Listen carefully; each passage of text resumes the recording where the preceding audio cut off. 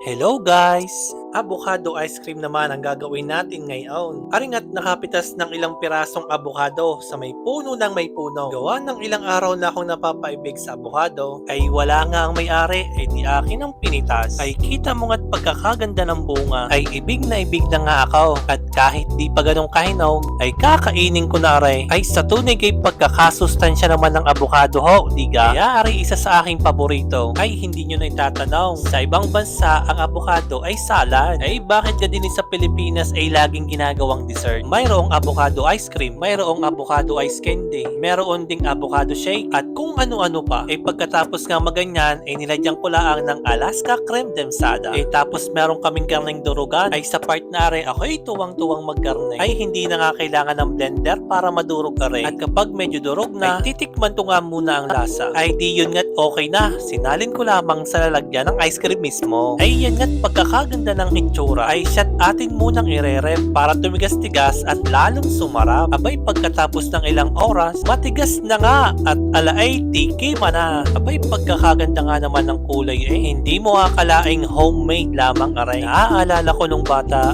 ako'y nauutal sa abogado. Ay avocado pala aray. Pero hindi naman sa pagmamayabang, ay talagang pagkakasarap na rin. Kaya kung ang kapitbahay nyo ay may puno, alaay pumitas na din kayo.